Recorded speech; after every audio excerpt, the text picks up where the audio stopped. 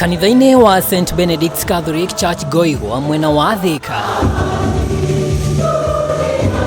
Gavana wa kaunti ya Kiambu Kimani WAMATANGI gomanire na etĩkia mitha-inĩ ya ũmũthĩ ũkũ akĩoya mweke ũyũ gũtheria ciĩgiĩ kuongererwo kwa magoti matiganĩte ũramati-inĩ wa mĩhang'o ya ũngania wa igoti rĩa kaunti ĩno. Wacha niite uvumi watu wakisema ya kwamba serikali imeongeza ushuru kulipisha watu kwa zile vikao vyenu.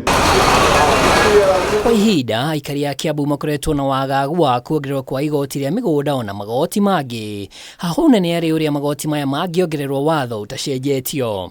No gavana WAMATANGI arauga nginyagia rĩu thirikari yake ĩraruta wĩra na mawatho marĩa mahĩtũkirio nĩ mbunge cia NAHAU KABERE. Serikali yetu, we have not increased rates, revenue or any charge by 1 shilling. Kuna sheria ilikuwa imepitishwa in 2016 na ile bunge ilikuwa hapo yenye iliweka rates vile zinafaa kulipwa. Watho wa igoti rĩa mĩgũnda ũrĩa ũrahũthĩka ihinda-inĩ rĩrĩ wahĩtũkirio mwaka-inĩ wa 2016 na nginyagia rĩu ndũtabanĩirio mogarũrũku o mothe. Ndeto ĩno ĩgĩkĩrwo mũkonde mũnini wa speaker wa bunge ya Kiambu John Njiro. Na kuna kitu tumeongeza, governor implement ile kitu bunge inafanya, inamletea implement, na sisi wakati kama wabunge wa Kiambu tutaanza kuleta finance bill. Tunaitana public participation, kila mtu anatoa maoni yake, lakini kwa saa hii hiyo mambo inaendelea kusema ati tumeongeza kodi, hiyo ni hakuna, na ni vile governor ameimplement ile mambo tunafanya ya Kiambu na pesa ya Kiambu sasa inaonekana. Nimepeana 6 months continuous ya waiver of any penalty on your rates.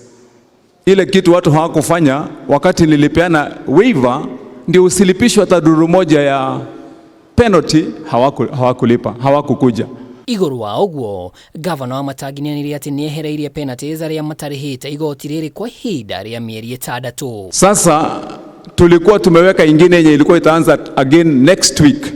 Nataka niwaulize, usilie ukiwa kwako ya kwamba ushuru ama penalty imeongezwa.